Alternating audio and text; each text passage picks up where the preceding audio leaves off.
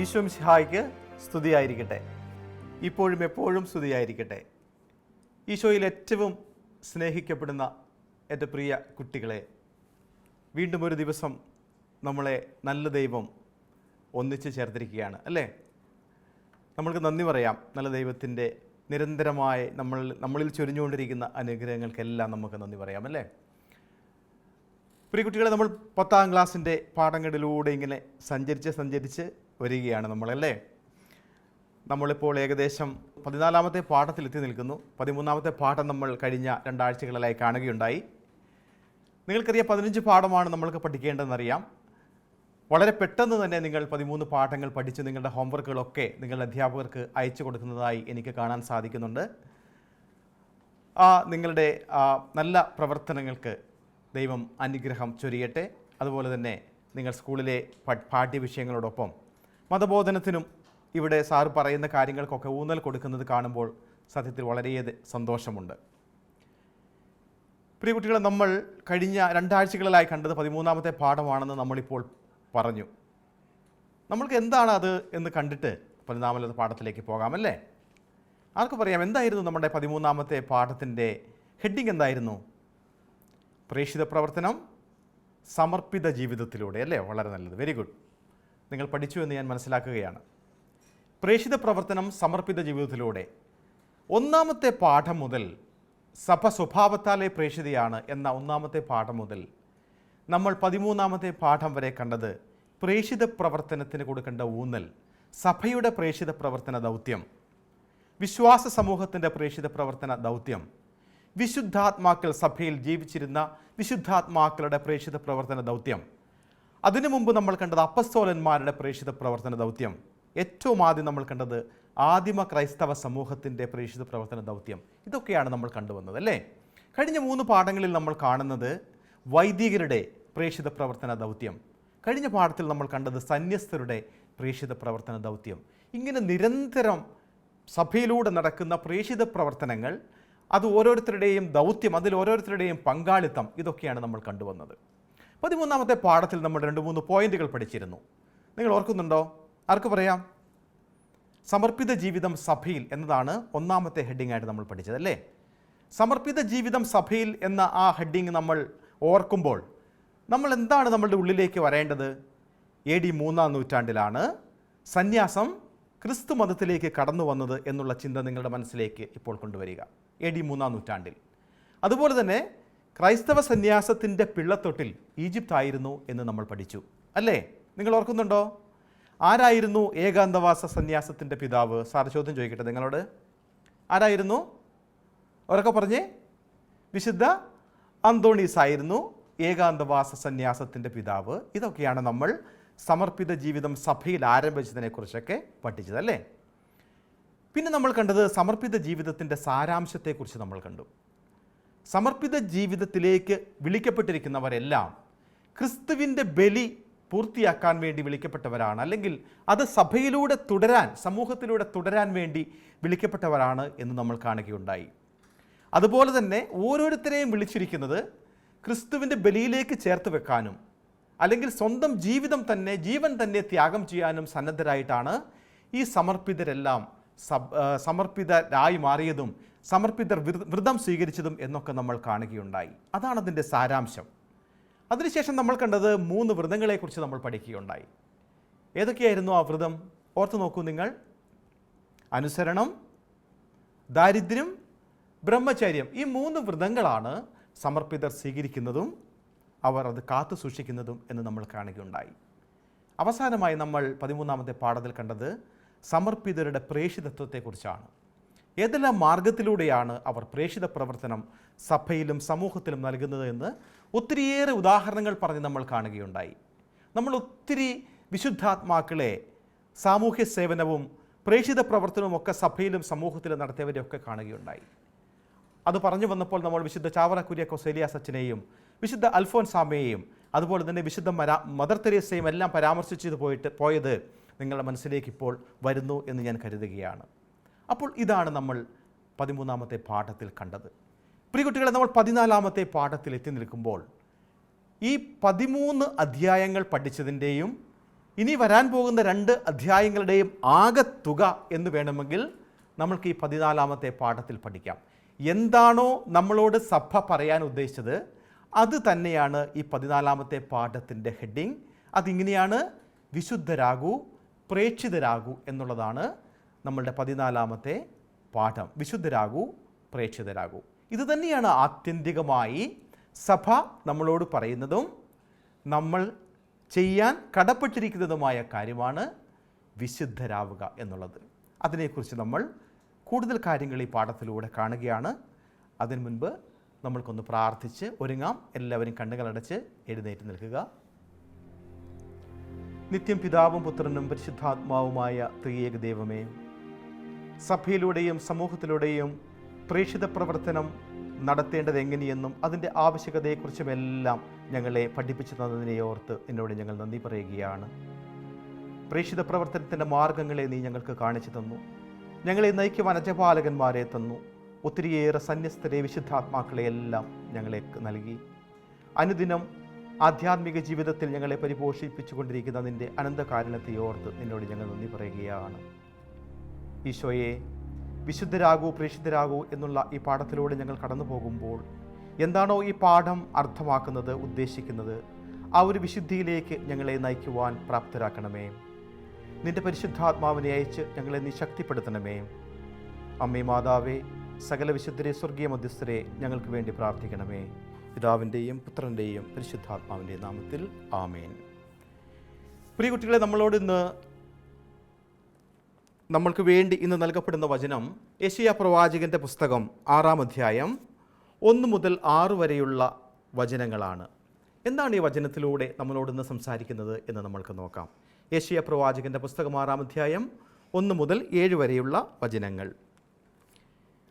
Uzziah രാജാവ് മരിച്ച വർഷം കർത്താവ് ഉന്നതമായ ഒരു സിംഹാസനത്തിൽ ഉപവിഷ്ടനായിരിക്കുന്നത് ഞാൻ കണ്ടു. അവിടുത്തെ വസ്ത്രാഞ്ചലം ദേവാലയം മുഴുവൻ നിറഞ്ഞു നിന്നു. അവിടുത്തെ ചുറ്റും സെറാഫുകൾ നിന്നിരുന്നു. അവയ്ക്ക് 6 ചിറകുകൾ വീതമുണ്ടായിരുന്നു. 2 ചിറകുകൾ കൊണ്ട് മുഖവും 2 എണ്ണം കൊണ്ട് പാദങ്ങളും അവ മറച്ചിരുന്നു. 2 ചിറകുകൾ പറക്കാനുള്ളവയായിരുന്നു. അവ പരസ്പരം ഉദ്ഘോഷിച്ചുകൊണ്ടിരുന്നു: പരിശുദ്ധൻ, പരിശുദ്ധൻ, സൈന്യങ്ങളുടെ കർത്താവ് പരിശുദ്ധൻ. ഭൂമി മുഴുവനും അവിടുത്തെ മഹത്വം നിറഞ്ഞിരിക്കുന്നു. അവയുടെ ശബ്ദഘോഷത്താൽ ഭൂമുഖത്തിൻ്റെ അടിസ്ഥാനങ്ങൾ ഇളകുകയും ദേവാലയം ധൂമപൂരിതമാവുകയും ചെയ്തു. ഞാൻ പറഞ്ഞു, എനിക്ക് ദുരിതം, ഞാൻ നശിച്ചു. എന്തെന്നാൽ ഞാൻ അശുദ്ധമായ അധരങ്ങളുള്ളവനും അശുദ്ധമായ അധരങ്ങൾ ഉള്ളവരുടെ മധ്യേ വസിക്കുന്നവനുമാണ്. എന്തെന്നാൽ സൈന്യങ്ങളുടെ കർത്താവായ രാജാവിനെ എൻ്റെ അധരങ്ങൾ ദർശിച്ചിരിക്കുന്നു. അപ്പോൾ സെറാഫുകളിലൊന്ന് ബലിപീഠത്തിൽ നിന്ന് കൊടിൽ കൊണ്ടെടുത്ത ഒരു തീക്കനലുമായി എൻ്റെ അടുത്തേക്ക് പറന്നു വന്നു. അവൻ എൻ്റെ അധരങ്ങളെ സ്പർശിച്ചിട്ട് പറഞ്ഞു, ഇത് നിൻ്റെ അധരങ്ങളെ സ്പർശിച്ചിരിക്കുന്നു. നിൻ്റെ മാലിന്യം നീക്കപ്പെട്ടു, നിൻ്റെ പാപം ക്ഷമിക്കപ്പെട്ടിരിക്കുന്നു. ദൈവമായ കർത്താവിന് സ്തുതി. പ്രിയ കുട്ടികളെ, ഈ പാഠം പഠിക്കാൻ വേണ്ടി പോകുമ്പോൾ ഏറ്റവും ആപ്റ്റായിട്ടുള്ള ഒരു ദൈവവചനമാണ് നമുക്ക് ലഭിച്ചിരിക്കുന്നത്. സ്വർഗത്തിൽ എന്താണ് സൈന്യങ്ങളുടെ കർത്താവ് പരിശുദ്ധൻ, പരിശുദ്ധൻ, പരിശുദ്ധൻ എന്നുള്ള ഒരു മുഴക്കവും കാഹളവും, അതുപോലെ തന്നെ സൈന്യങ്ങളുടെ കർത്താവായ ദൈവത്തെ ധൂപിക്കുന്ന ധൂമപൂരിതമായ ഒരു സ്വർഗത്തിൻ്റെ മനോഹരമായ ഒരു ചിത്രമാണ് ഈ വചനത്തിലൂടെ നമ്മളോട് പറഞ്ഞു തന്നിരിക്കുന്നത്. നാവിൽ തീക്കെട്ട് വെച്ചു എന്ന് നിങ്ങൾ കേട്ടിട്ടില്ലേ? ഇത് നമ്മൾ ഇതിനു മുമ്പ് എവിടെയാണ് കണ്ടത്? ഒരു വിശുദ്ധൻ്റെ നാവ് ഇപ്പോഴും അഴുകാതിരിക്കുന്നതിനെക്കുറിച്ച് നമ്മൾ പഠിക്കുകയുണ്ടായി. ആരുടെയാണെന്ന് പറയാവോ? ഉറക്കെ പറഞ്ഞേ. വിശുദ്ധ അന്തോണീസിൻ്റെ നാവ്. ഈ വിശുദ്ധ അന്തോണീസിൻ്റെ നാവിനെക്കുറിച്ച് വിശുദ്ധ ബെനവന്തവരെ പറഞ്ഞ ഒരു കാര്യം കൂടി സാറ് നിങ്ങളോട് പറഞ്ഞിരുന്നു. നിങ്ങൾ ഓർക്കുന്നുണ്ടോ? എന്താണ് പറഞ്ഞത്? വിശുദ്ധ ബെനവന്തവരെ ഇങ്ങനെയാണ് പറഞ്ഞത്: ഓ ഭാഗ്യപ്പെട്ട നാവേ, നീ എത്ര ദൈവസ്തുതികൾ പാടിയിട്ടുണ്ടാവും എന്നാണ് ഈ വിശുദ്ധ അന്തോണീസിൻ്റെ നാവിനെക്കുറിച്ച് വിശുദ്ധ ബെനവന്തവരെ പറഞ്ഞത്. ഓ ഭാഗ്യപ്പെട്ട നാവേ, നീ എത്ര ദൈവസ്തുതികൾ പാടിയിട്ടുണ്ടായിരിക്കും. ദൈവസ്തുതികൾ പാടുന്ന നാവ് എന്ന് പറഞ്ഞു കഴിഞ്ഞാൽ അതാണ് ദൈവം ഏറ്റവും നമ്മളെ സ്നേഹിക്കുന്നത്. അങ്ങനെയാണ് ദൈവത്തിൻ്റെ സ്തുതികൾ നമ്മൾ ആലപിക്കുമ്പോൾ, അല്ലെങ്കിൽ ദൈവത്തിൻ്റെ വചനം നമ്മൾ പ്രഘോഷിക്കുമ്പോൾ, നമ്മൾ വേറൊരു ഭാഗത്ത് കണ്ടില്ലേ, സുവിശേഷം പ്രഘോഷിക്കുന്നവരുടെ പാദങ്ങൾ എത്ര സുന്ദരം എന്ന് നമ്മൾ കണ്ടില്ലേ. അപ്പോൾ സുവിശേഷം പ്രസംഗിക്കുന്നവരെയും ദൈവത്തിൻ്റെ ആ നാമം പ്രഘോഷിക്കുന്നവരെയും എല്ലാം എങ്ങനെയാണ് ദൈവം സ്നേഹിക്കുകയും പരിപാലിക്കുകയും ചെയ്യുന്നത് എന്നതാണ് ഇവിടെ പറഞ്ഞിരിക്കുന്നത്. അപ്പോൾ ആത്യന്തികമായി നമ്മളോട് പറയുന്നത് ഇതാണ്: നമ്മളുടെ ദൈവമായ കർത്താവ് പരിശുദ്ധനായിരിക്കുന്നത് പോലെ നമ്മളും പരിശുദ്ധരായിരിക്കണം. വിശുദ്ധിയെക്കുറിച്ചാണ് ഈ പാഠം നമ്മളോട് പറയാൻ വേണ്ടി പോകുന്നത്. പഴയ നിയമത്തിലെ ഒരു ചെറിയ കഥ നിങ്ങളോട് പറയട്ടെ. നമ്മൾ കാണുന്നുണ്ടല്ലോ ഇങ്ങനെ, പുറപ്പാട് പുസ്തകം 3-ാം അധ്യായം 1 മുതൽ 5 വരെയുള്ള വാക്യങ്ങളിൽ നമ്മൾ ഇങ്ങനെ കാണുകയാണ്. മോശ ആടുകളെ മേയിച്ച് ഹൊറാബ് മലയിലെത്തി. മോശ ഇങ്ങനെ ആടുകളെ മേയിച്ച് ഹൊറാബ് മലയിലൂടെ നടക്കുമ്പോൾ അവിടെ ഒരു മുൾപടർപ്പിൻ്റെ മധ്യത്തിൽ ജ്വലിച്ച് ഉയർന്ന ഒരു അഗ്നി കാണുകയുണ്ടായി. ഒരു അഗ്നി ഇങ്ങനെ കത്തുകയാണ്. മോശ ഇങ്ങനെ ആടുകളെ മേയിച്ച് നടക്കുകയാണ്. എന്താണെന്ന് മോശയ്ക്ക് വലിയ ആകാംക്ഷയുണ്ടായി. എന്താണ് ആ അഗ്നി? അവൻ ചുറ്റും നോക്കി. മുൾപടർപ്പ് കത്തി ജ്വലിച്ചുകൊണ്ടിരിക്കുമായിരുന്നു. മോശ എന്ത് ചെയ്യുമെന്നറിയാവോ? അവൻ അതിൻ്റെ അടുക്കിലേക്ക് നടന്നു. അപ്പോൾ ഒരു ശബ്ദം, ഒരു അശരീരി ശബ്ദം അവിടെ ഉണ്ടായി. എന്താ അശരീരി ശബ്ദം? നിങ്ങൾ വായിച്ചിട്ടുണ്ടോ? അത് ഇങ്ങനെയായിരുന്നു: അടുത്തു വരരുത്, നിന്റെ ചെരുപ്പഴിച്ചു മാറ്റുക, എന്തുകൊണ്ടെന്നാൽ നീ നിൽക്കുന്ന സ്ഥലം പരിശുദ്ധമാണ്. മോശയോട് പറയുകയാണ്, അടുത്തേക്ക് നീ വരരുത്, മാത്രമല്ല നിന്റെ ചെരുപ്പുകൾ അഴിച്ചു മാറ്റുക, കാരണം നീ നിൽക്കുന്ന സ്ഥലം പരിശുദ്ധമാണ്. ദൈവത്തിൻ്റെ വാസസ്ഥലം അല്ലെങ്കിൽ ദൈവത്തിൻ്റെ സാന്നിധ്യമുള്ള സ്ഥലങ്ങളെല്ലാം പരിശുദ്ധമാണ് എന്നാണ് ഇതിലൂടെ നമ്മളോട് വെളിപ്പെടുത്തുന്നത്. അതോടൊപ്പം ഞാൻ നിങ്ങളുടെ ദൈവമായ കർത്താവാകുന്നു, നിങ്ങൾ നിങ്ങളെ തന്നെ വിശുദ്ധീകരിക്കുകയും പരിശുദ്ധരായിരിക്കുകയും ചെയ്യുവിൻ, കാരണം ഞാൻ പരിശുദ്ധനാകുന്നു. ലേവ്യരുടെ പുസ്തകത്തിൽ ഇങ്ങനെയാണ് എഴുതപ്പെട്ടിരിക്കുന്നത്: ഞാൻ നിങ്ങളുടെ ദൈവമായ കർത്താവാകുന്നു, നിങ്ങൾ നിങ്ങളെ തന്നെ വിശുദ്ധീകരിക്കുക, കാരണം ഞാൻ പരിശുദ്ധനാകുന്നു. ദൈവത്തിൻ്റെ സ്വന്തം ജനമായ തിരഞ്ഞെടുക്കപ്പെട്ട ഇസ്രായേൽ ജനത്തിന് ദൈവം നൽകിയ ഒരാഹ്വാനമായിരുന്നത്. ഞാൻ പരിശുദ്ധനാണ്, അതിനാൽ നിങ്ങളും പരിശുദ്ധനായിരിക്കുമെന്ന്. നമ്മൾ 6-ാമത്തെ പാഠത്തിൽ കണ്ടു. വിശുദ്ധരെക്കുറിച്ച് പഠിച്ചപ്പോൾ വിശുദ്ധ പൗലോസ്ലീഹ എല്ലാ ലേഖനങ്ങളിലും പറയുന്നത് ഞാൻ നിങ്ങളോട് പറയുകയുണ്ടായി അല്ലേ? പൗലോസ്ലീഹ പറയുന്നത്, മാമോദീസ സ്വീകരിച്ചവരെ എല്ലാം, എന്നെയും നിങ്ങളെയും അടക്കം വിളിക്കുന്നത് ദൈവത്തിൻ്റെ വിശുദ്ധ ജനമേ എന്നാണ്. മാമോദീസ സ്വീകരിച്ചവരെക്കുറിച്ച് പൗലോസ്ലീഹ അവരെ വിളിക്കുന്നത് തന്നെ വിശുദ്ധ ജനമെന്നാണ്. നമ്മൾ വിശുദ്ധരായി എന്നാണ് മാമോദീസായിലൂടെ. വിശുദ്ധ പൗലോസിൻ്റെ വീക്ഷണത്തിൽ ക്രൈസ്തവരെല്ലാവരും വിശുദ്ധരാണ്, വിശുദ്ധരാകാൻ വിളിക്കപ്പെട്ടവരാണ്. കോറിന്തോസിലെ സഭാ സമൂഹങ്ങളെ അദ്ദേഹം അഭിസംബോധന ചെയ്ത് ഈശോ മിശിഹായിൽ വിശുദ്ധരായവർക്ക്, വിശുദ്ധരാകാൻ വിളിക്കപ്പെട്ടവർക്കും എന്നാണ് പൗലോസ്ലീഹ കോറിന്തോസിലെ സഭയ്ക്ക് എഴുതുന്ന ലേഖനം ഇങ്ങനെ ആരംഭിക്കുന്നത്. അപ്പോൾ നമ്മൾ ആരാണ്? ഞാനും നിങ്ങളുമൊക്കെ ആരാണ്? വിശുദ്ധരാണല്ലേ? ഇനി നമ്മൾ കാണാൻ വേണ്ടി പോകുന്നത് വിശുദ്ധിയുടെ ഉറവിടവും സ്വഭാവവുമാണ്. വിശുദ്ധിയുടെ ഉറവിടവും സ്വഭാവവും. ഉറവിടം ഏതാണെന്ന് നമ്മൾക്കെല്ലാം വ്യക്തമായി അല്ലേ? ഏതാണ് ഉറവിടം?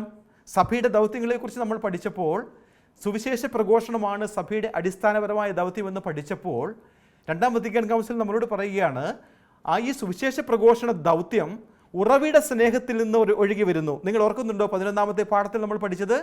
അപ്പോൾ നമ്മൾ കണ്ടു ഉറവിട സ്നേഹം ഏതാണെന്ന്. ഏതാണ് ഉറവിട സ്നേഹം? പിതാവായ ദൈവത്തിൻ്റെ സ്നേഹത്തിനെയാണ് ഉറവിട സ്നേഹം എന്ന് പറയുന്നത്. അപ്പോൾ വിശുദ്ധിയുടെ ഉറവിടവും സ്വഭാവവും എന്ന ഈ ഹെഡിങ് നമ്മൾ വായിക്കുമ്പോൾ ഉറവിടം നമ്മൾക്ക് ഓൾറെഡി അണ്ടർസ്റ്റുഡാണ്. ഏതാണ് ഉറവിടം? പിതാവായ ദൈവത്തിൻ്റെ വിശുദ്ധിയാണ്. ആ വിശുദ്ധിയിലേക്ക് വിളിക്കപ്പെട്ടിരിക്കുന്നവരാണ്. നമ്മളോടും വിശുദ്ധരാകാൻ വേണ്ടി പറയുകയാണ്. പിതാവും പുത്രനും പരിശുദ്ധാത്മാവുമായ ത്രിത്വൈക ദൈവത്തിലുള്ള ക്രിസ്തീയ ജീവിതമാണ് യഥാർത്ഥ വിശുദ്ധ ജീവിതമെന്ന് സഭ നമ്മളെ പഠിപ്പിക്കുന്നു. നമ്മൾ കണ്ടു ത്രിത്വൈക ദൈവത്തിലുള്ള ഒരു ജീവിതമാണ് നമ്മൾ നയിക്കുന്നത് അല്ലേ? പിതാവും പുത്രനും പരിശുദ്ധാത്മാവുമായ ത്രിത്വൈക ദൈവത്തിലുള്ള ഒരു കൂട്ടായ്മയാണ്. കുടുംബങ്ങളെക്കുറിച്ച് പഠിച്ചപ്പോൾ നമ്മൾ പഠിച്ചത് എന്താ? കുടുംബ പ്രേക്ഷിതത്തെക്കുറിച്ച് പഠിച്ചപ്പോൾ കുടുംബ സ്ഥാപിതമായിരിക്കുന്നതും അവർ സ്നേഹത്തിലൊന്നായിരിക്കുന്നതും പിതാവിൻ്റെയും പുത്രൻ്റെയും പരിശുദ്ധാത്മാവിൻ്റെയും ആ കൂട്ടായ്മയിലാണ് നമ്മൾ പഠിച്ചില്ലേ? അപ്പോൾ ഇതാണ് നമ്മളുടെ ജീവിതവും പിതാവും പുത്രനും പരിശുദ്ധാത്മാവുമായി ഇഴചേർന്നിരിക്കുന്നു. അപ്പോൾ പിതാവും പുത്രനും പരിശുദ്ധാത്മാവും പരിശുദ്ധരായിരിക്കുന്നത് പോലെ നമ്മളും പരിശുദ്ധരായിരിക്കാൻ വേണ്ടി 1 യോഹന്നാൻ 4:8 നമ്മളോട് പറഞ്ഞു തരികയാണ്. അപ്പോൾ എന്താണ് വിശുദ്ധി? പിതാവായ ദൈവം വിശുദ്ധമായിരിക്കുന്നത് പോലെ, വിശുദ്ധനായിരിക്കുന്നത് പരിശുദ്ധനായിരിക്കുന്നത് പോലെ നമ്മളും വിശുദ്ധിയിലേക്ക് വിളിക്കപ്പെട്ടിരിക്കുകയാണ്. എങ്ങനെയാണ് നമ്മൾക്ക് വിശുദ്ധരാകാൻ സാധിക്കുന്നത്? വിശുദ്ധിയിൽ വളരാൻ നാം എന്ത് ചെയ്യണം എന്നുള്ള മനോഹരമായ ഒരു കൊച്ചു വീഡിയോ കണ്ടിട്ട് നമ്മൾക്കിപ്പോൾ തിരിച്ചു വരാം.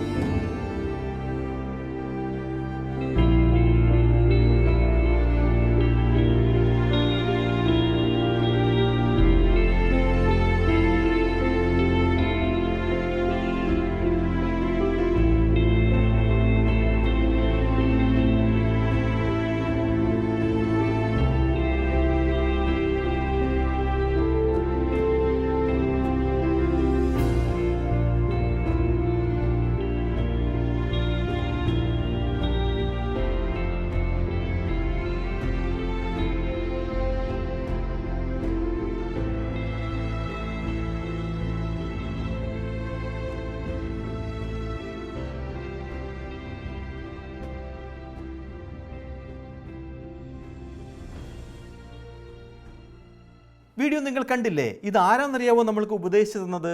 ഈ 7 മാർഗങ്ങൾ ഈ ഉപദേശിച്ച് തന്നതും വിശുദ്ധർ തന്നെയാണ്.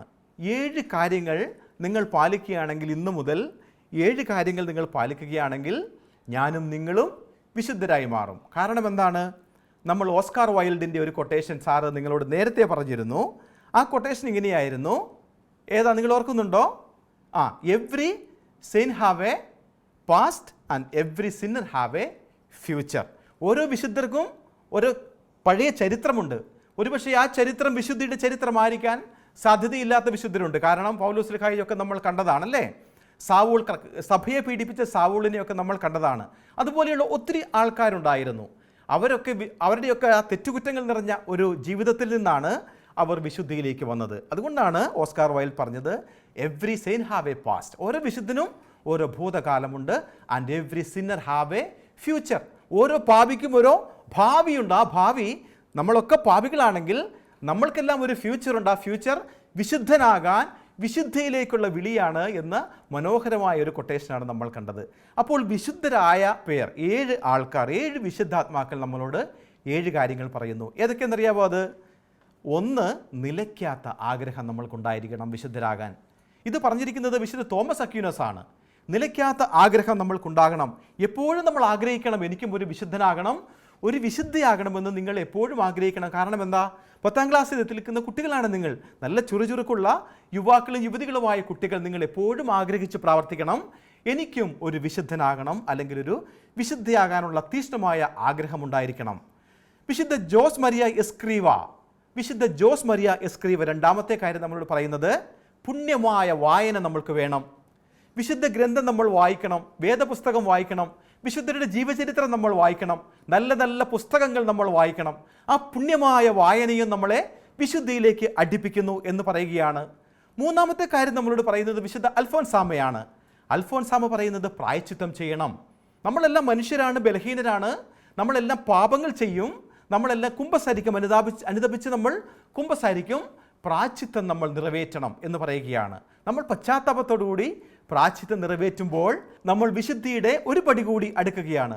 എന്താണ് ഇനി വിശുദ്ധ ഡോൺ ബോസ്കോ പറഞ്ഞിരിക്കുന്നത്? 4ാമത്തെ കാര്യം, നല്ല സൗഹൃദം വേണം നമ്മൾക്ക്. കുട്ടികളെ ഏറ്റവും പ്രധാനമായൊരു കാര്യം എനിക്ക് നിങ്ങളോട് പറയാനുള്ളത്, നല്ല കൂട്ടുകാർ വേണം. ഒരു വിശ്വപ്രസിദ്ധമായ ഒരു കൊട്ടേഷൻ ഉണ്ടല്ലോ ടോൾസ്റ്റോയുടെ, show me your friend and I can tell about your character. നിന്റെ കൂട്ടുകാരനെ നീ കാണിച്ചു തരിക, എനിക്ക് നിന്റെ സ്വഭാവത്തെക്കുറിച്ച് പറയാമെന്ന് പറയുകയാണ്. അപ്പോൾ നല്ല കൂട്ടുകാരെ തിരഞ്ഞെടുക്കുക. വിഷപ്പാമ്പുകളോടാണ് ചീത്ത കൂട്ടുകെട്ടിനെ വിശുദ്ധ ഡോൺ ബോസ്കോ ഉപമിച്ചിരിക്കുന്നത്. 5ാമത് നമ്മളോട് പറയുന്നത് ഡൊമിനിക് സാവിയോ ആണ്. 5ാമത്തെ പോയിന്റ് എന്താണോ? യേശുവും കൂദാശകളുമാണ്. കൂദാശകളിലൂടെ നമ്മൾ എപ്പോഴും വളരുക, വിശുദ്ധ കുർബാന സ്വീകരിക്കുക, യേശുവിനെ ചേർത്ത് നിർത്തുക. നമ്മളുടെ ഒരു കൂട്ടുകാരനായിട്ട് ഈശോയെ നമ്മുടെ കൂടെ കൊണ്ടുപോകുമ്പോൾ നമ്മൾ വിശുദ്ധരായി മാറുന്നു. വിശുദ്ധ ജോസ് മരിയ എസ്ക്രീവ ഒരു 6ാമത്തെ പോയിന്റും പറയുന്നു, അനുദിന ജോലികൾ ചെയ്യുക. എന്താ നിങ്ങളുടെ ജോലി? നമ്മൾ പല പ്രാവശ്യം കണ്ടിട്ടുണ്ടല്ലേ. പഠിക്കുക, മാതാപിതാക്കളെ സഹായിക്കുക, അനുസരിക്കുക, അധ്യാപകരെ അനുസരിക്കുക, ബഹുമാനിക്കുക, കൂട്ടുകാരോട് സൗമ്യമായി പെരുമാറുക. ഇത് നിങ്ങൾ ചെയ്യുമ്പോൾ നിങ്ങൾ വിശുദ്ധരായി മാറുന്നു. ഇനി വിശുദ്ധ ഡോൺ ബോസ്കോ 7ാമത്തെ പോയിന്റ് നമ്മളോട് പറഞ്ഞു തരുന്നു, കാവൽ മാലാഖയോട് എപ്പോഴും പ്രാർത്ഥിക്കുക. കാവൽ മാലാഖ നമ്മളുടെ കൂടെ ഉണ്ട് എന്ന് നിങ്ങൾ എപ്പോഴും കരുതുക. അങ്ങനെ കാവൽ മാലാഖ നിങ്ങളുടെ കൂടെയുണ്ടെങ്കിൽ നമ്മൾ വിശുദ്ധരായി മാറുമെന്ന് നമ്മളോട് പറഞ്ഞിരിക്കുകയാണ്. പ്രിയ കുട്ടികളെ, ഈശോയുടെ കൂടെ ആയിരിക്കുക. ഒരു പോയിന്റോട് കൂടി ഈ പാഠത്തിൻ്റെ 1ാം ഭാഗം നമ്മളിവിടെ അവസാനിപ്പിക്കുകയാണ്. ഒന്ന് നമ്മൾ കണ്ടത് ഇതിൻ്റെ ഒരു സ്വഭാവത്തെക്കുറിച്ചാണല്ലേ. 2ാമത് നമ്മൾ കാണുന്നത് ഈശോയുടെ കൂടെ ആയിരിക്കുക. അതാണിപ്പോൾ നമ്മളുടെ ഡോൺ ബോസ്കോ പറഞ്ഞിരിക്കുന്നത്. കൂദാശകളിലൂടെ, വിശുദ്ധ കുർബാനയിലൂടെയൊക്കെ നമ്മൾ ചേർന്നിരിക്കാൻ വേണ്ടി ശ്രമിക്കുക. ഈശോയോട് കൂടെ നമ്മൾ ആയിരിക്കുമ്പോൾ നമ്മളും ഈശോയെപ്പോലെ വിശുദ്ധി ഉള്ളവരായി മാറും, വിശുദ്ധനായി മാറും എന്ന് പറയുകയാണ്. ഫ്രാൻസിസ് മാർപ്പാപ്പയുടെ ക്രിസ്തു ഈസ് അലൈവ്, ക്രിസ്തുസ് വിവിത്ത് എന്ന് പറയുന്ന അപ്പസ്തോലിക ഉദ്ബോധനം നിങ്ങൾ വായിക്കണം. അതിൽ ഫ്രാൻസിസ് മാർപ്പാപ്പ പറഞ്ഞിരിക്കുകയാണ്, ഒരു സ്നേഹിതനെന്ന് യേശു അവിടുത്തെ തന്നെ വിളിക്കത്തക്ക വിധം സൗഹൃദം അത്ര പ്രധാനമാണ്. ഇനി ഞാൻ നിങ്ങളെ ദാസന്മാർ എന്ന് വിളിക്കുകയില്ല, എന്നാൽ ഞാൻ നിങ്ങളെ സ്നേഹിതന്മാർ എന്ന് വിളിക്കും. യോഹന്നാൻ 15:15. ഈശോ പറയുകയാണ്, ഇനി ഞാൻ നിങ്ങളെ ദാസന്മാരെന്ന് വിളിക്കുകയില്ല, because you are my friends, നിങ്ങൾ എൻ്റെ സ്നേഹിതന്മാരാണ്. അതുകൊണ്ടാണ് ഫ്രാൻസിസ് മാർപ്പാപ്പ ക്രിസ്തു ഇന്നും ജീവിക്കുന്നു എന്ന അപ്പസ്തോലിക ഉദ്ബോധനത്തിൽ പറയുന്നത്, ഒരു സ്നേഹിതനെന്ന് യേശു അവിടുത്തെ തന്നെ വിളിക്കത്തക്ക വിധം സൗഹൃദം അത്ര പരമപ്രധാനമാണ് എന്ന് പറഞ്ഞിരിക്കുകയാണ്. പ്രിയ കുട്ടികളെ, നമ്മളിപ്പോൾ കണ്ടത് എങ്ങനെ വിശുദ്ധരാകാം നമ്മൾക്ക് എന്നുള്ളതാണ്. വിശുദ്ധിയിലേക്ക്, നമ്മൾ ദൈവത്തിൻ്റെ വിശുദ്ധിയിലേക്ക് ചേരാൻ, പങ്കുകാരാകാൻ നമ്മളും കടപ്പെട്ടവരാണ്, നമ്മളും വിളിക്കപ്പെട്ടവരാണ്.